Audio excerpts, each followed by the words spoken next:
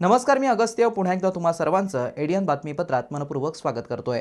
आज दिवसभरात घडलेल्या संपूर्ण घटनांचा आढावा आपल्याला घ्यायचाच आहे, परंतु त्या अगोदर नजर टाकूया आज दिवसभरात घडलेल्या काही महत्त्वाच्या आणि ठळक घडामोडींवरती। राज ठाकरे यांनी केलेले विधान गैर असल्याचं मंत्री संजय शिरसाट यांचं प्रतिपादन। तुमचं सगळं निमूटपणे सहन केलं पाहिजे का असं म्हणत उपस्थितांना केलाय प्रतिप्रश्न। तर ते आमदार पैसे देऊन घेतल्याचा आमदार अंबादास दानवे यांचा महायुतीवरती आरोप। आता बघूया सविस्तर बातम्या। राज ठाकरे यांनी केलेलं वक्तव्य हे गैर असल्याचा दावा शिंदे सेनेचे प्रवक्ते मंत्री संजय शिरसाट यांनी माध्यमांशी बोलताना केलाय। तुमचं सगळं निमूटपणे सहन केलं पाहिजे असं काही ठरलेलं आहे का असा प्रतिप्रश्न त्यांनी उपस्थित करत पायाच्या खाली दाबून राहणं गैर आहे असं देखील त्यांनी ठाकरे यांच्या वक्तव्यावरती प्रत्युत्तर देताना विधान केलंय। बघा, राज ठाकरे साहेबांनी काल जे काही वक्तव्य केलं, मला वाटतं कशाच्या आधारावर केलं काही कळायला मार्ग नाही। म्हणजे तुमच्या पक्षात असेल तर तो वाघ, इतर पक्षात जर गेला तो ती वेश्या, अशा पद्धतीचं वक्तव्य करणं हे अत्यंत चुकीचं। म्हणजे तुमच्याकडे होते त्या टायमाला सांभाळलं का नाही, हा बेसिक प्रश्न आहे। आणि इतरांकडे गेलं तर गिराईक त्यांना जास्त असतात, ते विकायला निघालेत म्हणून गिराईक त्यांना मिळतात। अशा पद्धतीचं लोकप्रतिनिधीसाठी कधी स्टेटमेंट करणं हे मला वाटतं गैर। पक्षांतर्गत मतभेद नाहीत का? तुम्हाला बोलायचा अधिकार नाही का? तुमचं सर्व निमूटपणे सहनच केलं पाहिजे असं काही ठरलेलं आहे का? अग्रीमेंट आहेत का? मग तुम्ही जेव्हा पक्षाचा नेता, ज्याला आपण प्रमुख म्हणतो, तो जर लक्ष देत नसेल आणि त्या आमदाराची किंवा त्या पदाधिकाऱ्याची जर गोची होत असेल तर त्यांनी काय केलं पाहिजे असं तुमची भावना आहे। परंतु अशा पद्धतीने बोलून नाही, काही जरी झालं तर तुम्ही आमच्या पायाच्या खाली दाबून राहिलं पाहिजे हे म्हणणं गैर आहे। ही लोकशाही आहे। या लोकशाहीमध्ये प्रत्येकाला आपला निर्णय घेण्याचा अधिकार आहे आणि त्या पद्धतीने ते घेतात। मग तुम्ही त्याला गद्दार शब्द वापरता, तुम्ही त्याला खोके घेतले म्हणता, परंतु तुम्ही त्याच्यामध्ये त्या कार्यकर्त्याला आपल्याकडे ठेवण्यासाठी अपयशी ठरले याचा शिक्का तुमच्यावर बसतोय हे तुम्ही विसरता। म्हणून राम कदमांनी सुद्धा जे काही हक्कभंगाचे ते बोललं आहे ते मला वाटतं त्या दृष्टिकोनातून योग्य पण आहे। परंतु आता नेमकं भाजपची भूमिका काय हे काही दिवसात आपल्याला कळेल। तर उभाटा गटाचे प्रवक्ते अंबादास दानवे यांनी राज ठाकरे यांच्या वक्तव्याचं समर्थन करत भाजपवर केलेली जोड उठवली आहे। पैसे देऊन घेतलेले असल्याचा आरोप त्यांनी यावेळी माध्यमांशी बोलताना केलाय। बोलले एका चुकीचं बोलले राजकीय भाषातला काही भाग नाही। राजकारणात आम्ही 30-35 वर्षांनी काम करतो। राजसाहेब ज्येष्ठ नेते आहेतच। आता आम्ही सामान्य लोकात फिरतो, सगळ्या लोकांशी भेटतो, भाजपच्याही लोकांशी भेटतो, सगळ्यांशी भेटतो। परंतु आम्ही विरोधी पक्षात काम केलं, काँग्रेस सत्ताधारी होता, प्रचंड मजबूत होता। त्या काळात आम्ही विद्यार्थी चळवळ, तरुणांची चळवळ केली, अनेक ठिकाणी लाठीमार खाल्ला, विरोध केला। पण जे गद्दळ ज्याला शब्द वापरता येईल चांगल्या भाषेत मराठवाड्याच्या, गद्दळ राजकारण आता जे सुरू आहे हा काय प्रकार आहे? एका दिवसात एका पक्षात, दुसऱ्या दिवशी दुसऱ्या पक्षात, हा काय प्रकार आहे? खासदार आमदार खरेदी करणं, तुम्ही निवडणुकीत उभा राहा, निवडून आणा, स्वतःच्या पक्षात ठेवा, काय अडचण नाही। जसं तुम्ही गेल्याला नाव ठेवतात, घेणारे कसे काय घेतायत? हा, घेणारे कसे घेतायत? काय फुकट घेतायत? काय प्रलोभन देतायत? याचा काही कोणी विचार करतं? जाणाऱ्यांना लोक बोलतं, पण घेणाऱ्याला का नाही बोलत? लोक घेणाऱ्यालाही बोललं पाहिजे ना। उद्या आपण जर काही गोष्टी घेत असू तर त्या कशा घेतो, काय घेतो, आधी काय केलेलं आहे, आधी कोणाच्या भूमिका काय होत्या याही तपासल्या पाहिजे। मग लोकांचा आरोप आहे की पैसे देऊन घेतले वगैरे वगैरे वगैरे। मला असं वाटतं या सगळ्या विषयाची सुद्धा तपासणी होण्याची आवश्यकता आहे। मला असं वाटतं ओव्हरऑल राजकारणामध्ये या सगळ्या स्थिती आताच्या निर्माण झाल्या या वेदनादायी आहे। बाकी पक्षातले 4 लोक गेले म्हणून दुःख व्हायचं काही कारण नाही। पक्ष ही चालणारी प्रक्रिया आहे सतत। 4 लोक गेले तर 4 लोक येत असतात। कोणताही पक्ष, मी आमचाच पक्ष नाही म्हणत, कोणताही पक्ष चार लोक गेल्यावर चार लोक त्या पक्षात येतच असतात, त्यामुळे दुःख व्हायचं काही कारण नाही. पण अशा पद्धतीने जे राजकारण चालू आहे हे वेदनादायी एवढं तर नक्की. आणि मग याच्यामुळे चळवळीत काम करणाऱ्या कार्यकर्त्याला असं वाटतं की सगळं सोडून द्यावं आणि आपल्या शेती पोती जे काय व्यवसाय केलं तर बरं, कारण हे रोज बाजारासारखं उभं राहण्याला काय अर्थ आहे. संजय राऊतांचं एक विधान आहे, सध्या ऑपरेशन टायगर होत आहे, ऑपरेशन तुतारी होत आहे, एक दिन ऑपरेशन कमळ सुद्धा होईल आणि ते आपापसातच त्यांच्यातच होईल. हे पहा, मी परवा मोहित कंबोज मी तर म्हणेल एक दलालच आहे, आता स्पष्टच बोलतो, यांच्याविषयी बोललो. मला विरोधी पक्षापेक्षा भाजपच्याच लोकांचे फोन आले. मला आता कोणाचे आले हे सांगणं योग्य नाही होणार, पण मला भारतीय जनता पार्टीच्याच लोकांचे फोन आले. तुम्ही बरोबर बोलला. याचाच अर्थ भारतीय जनता पार्टीमध्ये काय चालू दिसतं ना, आता समोर बसलेले लोक आम्ही बघतो सभागृहात, कोण लोक नेतृत्व करतात भारतीय जनता पार्टीचं, जे खरोखर भारतीय जनता पार्टी या लोकांच्या हातात नेतृत्व आहे का? चंद्रकांत दादा गुपचूप असावं लागतं. विखे पाटील नेतृत्व करतात, गोरे कोण आहे नेतृत्व करतात, शिवेंद्रराजे कोण आहे नेतृत्व करतात, हे काय प्रकार आहे? प्रवीण दरेकर नेतृत्व करतात, प्रसाद लाड, हे कोण आहे? भारतीय जनता पार्टीचे लोक आहे काय? जे भारतीय जनता पार्टीचे एवढे लोक आहे तो शांत असतात ते. आणि म्हणून एक वेळ, आणि हे लोक ज्याचे होते त्याचे नाही राहिले तर यांचेही उद्या काही जर बदल झाला तर ती दोन्ही उड्या मारायला कमी पडणार नाहीये, हे तर सत्य आहे. पावसाळा सुरू झाला तरी शहराला पाणीपुरवठा मुबलक प्रमाणात होत नसल्याचा आरोप आमदार अंबादास दानवे यांनी माध्यमांशी बोलताना केलाय.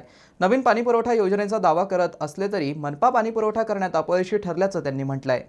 संभाजीनगरच्या पाणी पुरवठा संदर्भात आता एक कारवाई केली जाणार आहे. आयुक्तांनी काही नोटीस देखील काढलेल्या आहेत सध्या अधिकाऱ्यांच्या सध्याच्या कोणाला काढल्या? ते काम उशिरा होत आहे, बाकी त्याचा काय संबंध नोटीसचा? हे काम महाराष्ट्र जलजीवन प्राधिकरणाच्या मार्फत चालतं, कॉर्पोरेशन कडून नाही चालत काम. त्यामुळे कॉर्पोरेशनचा या कामामध्ये कोणताच रोल नाही. त्यामुळे अधिकाऱ्यांनी कमिशनरनी कोणावर नोटीस काढले आणि कशासाठी काढले मला माहिती नाही. हे काम जीवन प्राधिकरणाच्या मार्फत चालतं आणि याला सरकार जबाबदार आहे. तारीख पे तारीख आज आता 1 जुलै 2 जुलै आहे आज तारीख. मागच्या 5 वर्षापासून देतं हे सरकार. 6 महिन्यात पाणी देऊ, 1 महिन्यात पाणी देऊ, 2 महिन्यात पाणी देऊ, परंतु पाणी काही मिळत नाही. अजून 6 महिने मिळणार नाही असं माझी माहिती आहे. शरद पवार गेलं होतं, मोठं आंदोलन केलं होतं, त्यानंतर काही प्रमाणात का होईना सुरळीत झालं, पण पुन्हा मागचे पाणी 55 अशी परिस्थिती झाली. आता आम्ही समजायचं उन्हाळ्यात पाण्याची अडचणी, आता पावसाळ्यात सुद्धा पाण्याची अडचणी, 9-9, 10-10 दिवसाला पाणी. आयुक्त काय करतात मला माहिती नाही. मॅनेजमेंटचा दोष आहे, कारण शहराला 240 MLD पाणी लागतं, 145 MLD पाणी घेतं. त्यांनी आता सांगितलं की नवीन 60 MLD पाणी आलेलं आहे. कुठं जातं ते? मग शहराचं पाण्याचं अंतर का कमी नाही झालं, गॅप का कमी झाला नाही? तर बिलकुल झाला नाही, उलटा वाढला. नवीन पाणीपुरवठा योजनेमध्ये ज्या ज्या ठिकाणी आपली डिस्ट्रीब्युशन लाईन टाकून झाली आहे आणि ज्या ज्या ठिकाणच्या पाण्याच्या टाक्या पूर्ण झाल्या आहेत अशा ठिकाणी आपण घरगुती नळ कनेक्शन प्लंबर यांच्या माध्यमातून नवीन कनेक्शन द्यायला सुरुवात करणार असल्याची माहिती मनपा आयुक्त अमोल येडगे यांनी एडियन सोबत बोलताना दिली आहे. नवीन पाणीपुरवठा योजनेमध्ये ज्या ज्या ठिकाणी आपली डिस्ट्रीब्युशन लाईन टाकून झालेली आहे आणि ज्या ज्या ठिकाणच्या पाण्याच्या टाक्या पूर्ण झालेल्या आहेत अशा ठिकाणी आपण घरगुती नळ कनेक्शन देण्यासाठी या आठवड्यापासून सुरुवात करतो आहे. तर यामध्ये महापालिकेच्या पॅनलवरती असणारे जे 72 प्लंबर्स आहेत त्यामधले 48 प्लंबर ॲक्टिव्ह आहेत. तर 48 प्लंबर यांच्यासोबत आमची बैठक झाली आणि त्या बैठकीत झालेल्या चर्चेनुसार आपण या एरियामध्ये जिथे डिस्ट्रीब्युशन झालेलं आहे आणि पाण्याच्या टाकीची कामं पूर्ण झालेली आहेत त्या ठिकाणी कनेक्शन द्यायला सुरुवात करणार आहे. त्यामध्ये नागरिकांकडून जो कनेक्शनचा फॉर्म आहे तो आपण भरून घेणार आहे.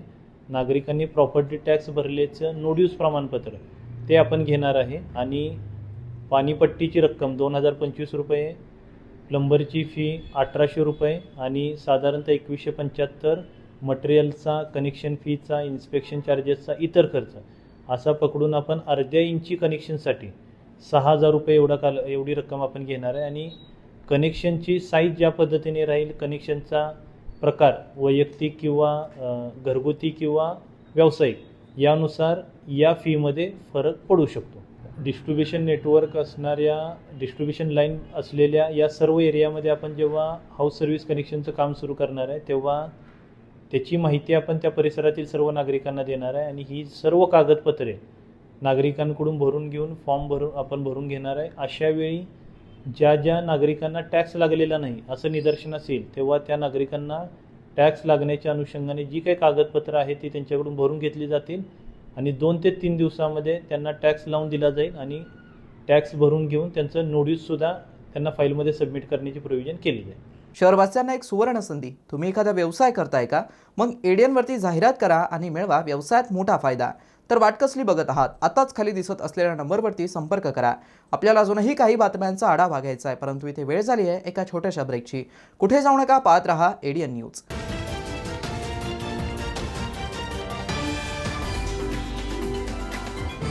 एक फेक सरकारी डॉक्यूमेंट बनाना बहुत मुश्किल है. बिल्कुल नहीं. सबसे पहले ऑफिसर का नाम, डिपार्टमेंट का नाम, उसका नकली बट असली दिखने वाला सिग्नेचर और एक डरावना सा इल्जाम. Child pornography, income tax, GST की चोरी. और फिर उसके बाद लिखो नोटिस और सेंड. सब फंसेंगे और हमें मिलेंगे पैसे. गलत. ये साइबर अपराधी हमें डराना चाहते हैं. क्या आप जानते हैं कि सरकारी ईमेल आईडीज हमेशा gov.in से एंड होते हैं. ऐसे नोटिस मिले तो सरकारी वेबसाइट से नंबर लेकर कॉल कर सकते हैं टू चेक कि नोटिस असली है कि नहीं. लगता है अब सब लोग साइबर दोस्त को फॉलो कर रहे हैं. स्कैमर्स के घिसे पिटे तरीकों को मत दो attention. India stop, think then take action.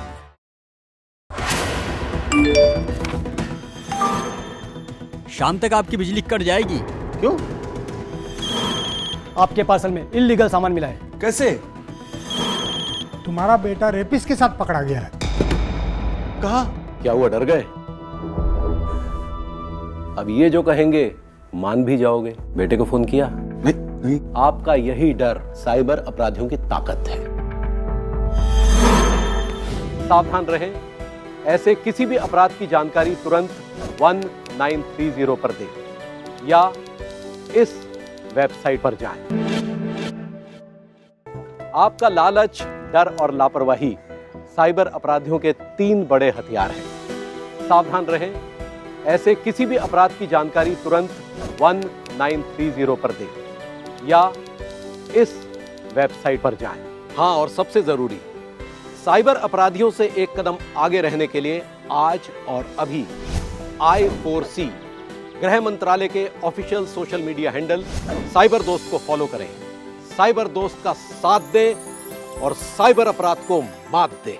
रुको, सोचो और एक्शन लो.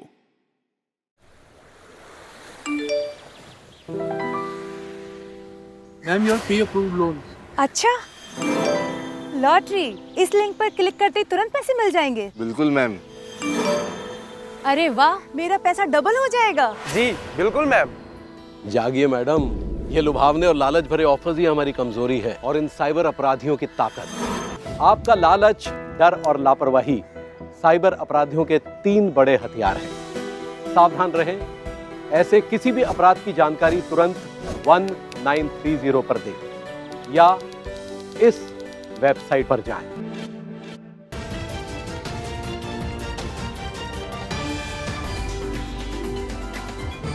ब्रेकनंतर पुन्हा एकदा स्वागत. आपण बघत आहात एडियन बातमीपत्र. छत्रपती संभाजीनगर महानगरपालिकेच्या वतीने शहर परिसरातील नागरिकांना पूर, अतिवृष्टीच्या पार्श्वभूमीवरती महानगरपालिका आपत्ती नियंत्रण कक्ष स्थापन करण्यात आला असून मनपा आयुक्त अमोल येडगे यांनी त्यांचा संपर्क क्रमांक जाहीर करत नागरिकांना आपत्ती काळात संपर्क साधण्याचं आवाहन केलं आहे. छत्रपती संभाजीनगर महापालिकेचा आपत्ती व्यवस्थापन कक्ष, आपत्ती नियंत्रण कक्ष आपला स्मार्ट सिटी कार्यालयामध्ये ICCC सेंटरमध्ये कार्यरत आहे. ICCC सेंटरमधले सर्व 800 कॅमेऱ्यांच्या द्वारे सुद्धा महत्त्वाच्या भागांवरती लक्ष ठेवलं जात आहे. काही ठिकाणी जसं शिवाजीनगरचा पूल आहे त्या ठिकाणी आपण सोलर कॅमेरा पण आपण बसवलेला आहे.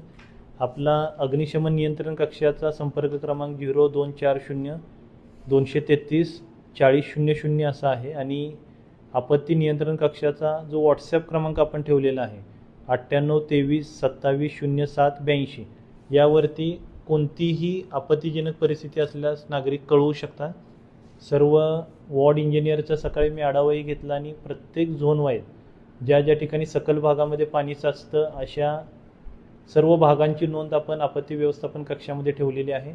पावसाच्या प्रमाणानुसार अशा सखल भागामध्ये पाण्याचा निचरा व्हावासाठी यासाठी जी काही व्यवस्था करावी लागेल ती वॉर्ड इंजिनियरकडून केली जाईल आणि विशेषतः सर्व नाल्यांची ओपनिंग बंद असल्याची खात्री वॉर्ड इंजिनियर लोकांकडून करण्यात आलेली आहे. माझं नागरिकांना नम्र आव्हान आहे की जेव्हा जोरदार पाऊस ज्यावेळी राहील त्यावेळी शक्यतो घराबाहेर आपण पडणं टाळावं किंवा आपण जर यावेळी प्रवास करत असाल तर तो सुरक्षितपणे प्रवास होईल हे पाहावं. कोणत्याही अफवांवरती आपण विश्वास ठेवू नये आणि कुठलीही आपत्तीजनक परिस्थिती आढळली तर आपण महापालिका नियंत्रण कक्षाला कळवावं आणि विशेषतः आपली लहान मुलं, शाळेमध्ये जाणारे विद्यार्थी, वृद्ध नागरिक यांची काळजी आपण पावसाळ्याच्या कालावधीमध्ये घ्यावी. विभागीय कर्मचारी समाधान शिबिरात शासन सेवेत कार्यरत तसेच सेवानिवृत्त अधिकारी व कर्मचारी यांच्या प्रलंबित सेवाविषयक अडचणी मांडताना या तक्रारींवरती नियमांनुसार तातडीने आणि संवेदनशीलतेने कार्यवाही करून त्यांचं निराकरण करावं असे निर्देश अपर आयुक्त कुशाल परदेशी यांनी दिले आहेत. विभागीय आयुक्त कार्यालयात आयोजित विभागीय कर्मचारी समाधान शिबिरात ते बोलत होते. यावेळी उपायुक्त दादाराव वानखेडे यांच्यासह तक्रारदार, सेवानिवृत्त अधिकारी, कर्मचारी तसेच संबंधित विभागांचे अधिकारी व कर्मचारी उपस्थित होते. शिबिरात छत्रपती संभाजीनगर महापालिका आणि जिल्हा परिषद येथील प्रत्येकी 4 एका सेवानिवृत्त अधिकाऱ्यांच्या सेवाकालातील पदोन्नती लाभासंदर्भातील तक्रारींची सुनावणी करण्यात आली. संबंधित विभागांनी या प्रकरणावरती तातडीने नियमानुसार कार्यवाही करावी असे निर्देश परदेशी यांना दिले. तसेच अर्जदारांच्या तक्रारींवरती संवेदनशीलतेने काम करून शक्यतो 1 महिन्याच्या आत त्या निकाली काढाव्यात असंही त्यांनी सांगितलं. विभागीय आयुक्त जे श्रीकांत यांच्या संकल्पनेतून सुरू करण्यात आलेल्या या विभागीय कर्मचारी समाधान शिबिरात विभागीय स्तरावरील तक्रारींचं निराकरण करण्यात येतं. मात्र जिल्हा स्तरावरील प्रकरणे विभागीय स्तरावर नेण्याची वेळ येऊ नये यासाठी संबंधित जिल्ह्यांनी तक्रारींचं प्रभावीपणे स्थानिक स्तरावरच निराकरण करावं. अधिकारी व कर्मचाऱ्यांच्या सेवाविषयक अडचणी वेळेत सोडवण्यासाठी संबंधित विभागांनी पूर्ण क्षमतेने कार्य करावं असंही परदेशी यांनी नमूद केलं. मराठवाड्यातील शासन सेवेत कार्यरत तसेच सेवानिवृत्त अधिकारी व कर्मचाऱ्यांच्या प्रलंबित सेवाविषयक अडचणी जलद आणि कार्यक्षमतेने सोडवण्याच्या उद्देशाने विभागीय आयुक्त जे श्रीकांत यांच्या संकल्पनेतून संपूर्ण विभागात प्रत्येक महिन्याच्या पहिल्या शुक्रवारी कर्मचारी समाधान शिबिर आयोजित करण्यात येतं. सिल्लोड शहरातील एकही कुटुंब बेघर राहू नये यासाठी नगर परिषदेमार्फत 5,000 घरकुलांसाठी सविस्तर प्रकल्प अहवाल तयार करण्यात यावा. या प्रस्तावास शासनाकडून मंजुरी मिळवून देण्यासाठी पाठपुरावा करू तसेच नोटीसधारक लाभार्थ्यांनाही घरकुल योजनेचा लाभ मिळावा यासाठी शासन स्तरावरती प्रयत्न करण्यात येतील अशी ग्वाही आमदार अब्दुल सत्तार यांनी दिली आहे. सिल्लोड नगर परिषद अंतर्गत प्रधानमंत्री आवास योजना व रमाई आवास योजनेतील लाभार्थ्यांना बांधकाम मंजुरी आदेश वितरण समारंभ नगर परिषद कार्यालय परिसरात उत्साहात पार पडला. यावेळी उपस्थितांना मार्गदर्शन करताना बोलत होते. या कार्यक्रमात प्रधानमंत्री आवास योजनेच्या 80 तर रमाई आवास योजनेच्या 85 असे एकूण 165 लाभार्थ्यांना बांधकाम मंजुरी आदेश तसेच रमाई घरकुल योजनेचा टप्पा 3 मधील 2 लाभार्थ्यांना धनादेशाचं वाटप आमदार अब्दुल सत्तार यांच्या हस्ते करण्यात आलं. या प्रसंगी नगराध्यक्ष अब्दुल समीर सत्तार, उपनगराध्यक्ष विठ्ठल सपकाळ, शिवसेना गटनेते सुधाकर पाटील, शिवसेना तालुका प्रमुख केशवराव पाटील तायडे, जिल्हा बँकेचे माजी चेअरमन अर्जुन पाटील गाडे, शिवसेना महिला आघाडीच्या उपजिल्हाप्रमुख दुर्गाबाई पवार, माजी उपनगराध्यक्ष विनोद मंडलेचा, नगरसेवक राजश्री निकम, नंदकिशोर सहारे, आसिफ बागवान, अखिल वसईकर, सुनील दुधे, रईस खान पठाण, अशोक बनसोडे, नरेंद्र बापू पाटील, शेख बाबू शेख भिकन, डॉक्टर फिरोज खान, विशाल जाधव, चांद मिर्झा, शेख मोहम्मद कयूम, सिद्धेश्वर आहेर, बबलू पठाण, सत्तार हुसेन, मनोज झवर, किशोर अग्रवाल, नूर मोहम्मद कुरेशी, जितेंद्र आरके, शेख इम्रान, शेख बाबर यांच्यासह नगर परिषदेचे अधिकारी, कर्मचारी, लाभार्थी व नागरिक मोठ्या संख्येने उपस्थित होते. कार्यक्रमाच्या यशस्वी आयोजनासाठी उपमुख्याधिकारी अजगर पठाण, प्रशासकीय अधिकारी अयूब बाबा सय्यद, जुबेर सिद्दीकी, गणेश डोंगरे, विशाल वाघ, आकाश बनसोडे, प्रकल्प समन्वयक देवेंद्र सूर्यवंशी, लेखापाल यश हिरे, गंगाधर खरोडे, मधुकर साळवे, अनवर पठाण, ओंकार महाजन, सतीश सूर्यतळे, निलेश शेजवळ तसेच नगर परिषदेतील अधिकारी व कर्मचाऱ्यांनी परिश्रम घेतले. आता नगराध्यक्षांनी सांगितल्याप्रमाणे समीर भैयांनी का ज्यांच्याकडे नोटरी आहे त्याची जी नोंद घ्यावी जरूर. मी शासनातर्फे क्लिअर परिपत्रक काढत त्या नोटरी प्रमाणे घरकुल देण्यात यावं. परंतु ज्यांच्याकडे नोटरी बी नाहीये, ज्यांच्याकडे मतदार यादीमध्ये नाव आहे परंतु स्वतःची जागा नाहीये, अशा लोकांसाठी मी या 6 महिन्याच्या आत सर्वांनी उपमुख्यमंत्री एकनाथरावजी शिंदे साहेबांच्या वतीने 5,000 घराचा नवीन DPR पण मंजूर करून देणार आहे. महापालिकेच्या वतीने जुना मोंढा परिसरात चिंतामणी ट्रेडर्सवरती छापा मारून अवैध प्लास्टिक पकडलाय. सदर व्यापारास 10,000 रुपये दंडात्मक कारवाई करण्यात आली आहे. झोन क्रमांक 2 प्रभाग क्रमांक 15 येथे महानगरपालिकेच्या पथकाच्या वतीने एका खासगी व्यापाऱ्यावरती छापा टाकून प्लास्टिकची कारवाई करण्यात आली. मोंढा परिसरातील चिंतामणी ट्रेडर्स या आस्थापनेमध्ये अवैधरित्या प्लास्टिक कॅरीबॅगचा साठा असल्याची माहिती पथकाला मिळाली होती. त्यावर छापा टाकून प्लास्टिक कॅरीबॅगचा साठा जप्त करण्यात आला. सदर आस्थापना चालक मालक असं 10,000 रुपयांचा दंड ठोठावण्यात आलाय. सदरची कारवाई मनपा उपायुक्त नंदकिशोर बोंबे यांच्या नेतृत्वाखाली स्वच्छता अधिकारी अनिल जाधव यांच्या सूचनेनुसार स्वच्छता निरीक्षक शेख अनवर यांनी पार पाडली. यावेळी मुख्य स्वच्छता निरीक्षक शेख अनवर शेख दादाभाई, स्वच्छता निरीक्षक वंदना पवार, नागरिक मित्र पथक देविदास सुसर, बालाजी साबळे, स्वर्णसिंग परदेशी, जनार्दन सांगळे, विष्णू काकडे, स्वच्छता निरीक्षक वंदना पवार, प्रभाग incharge Sadiq Shaikh, IEC team Shaikh Ansar Shaikh, Nazrana Jawan Kishore Magare द्वारा ही कारवाई करण्यात आली आहे. शेवटी पुन्हा एकदा नजर टाकूया आज दिवसभरात घडलेल्या काही महत्त्वाच्या आणि ठळक घडामोडींवरती. राज ठाकरे यांनी केलेले विधान गैर असल्याचं मंत्री संजय शिरसाट यांचं प्रतिपादन. तुमचं सगळं निमूटपणे सहन केलं पाहिजे का असं म्हणत उपस्थितांना केलाय प्रतिप्रश्न. तर ते आमदार पैसे देऊन घेतल्याचा आमदार अंबादास दानवे यांचा महायुतीवरती आरोप. आणि याबरोबरच हे बातमीपत्र इथेच संपलं. पुन्हा भेटूया पुढील बातमीपत्रात. तोपर्यंत पाहत रहा आपल्या हक्काचं बातमीपत्र ADN न्यूज.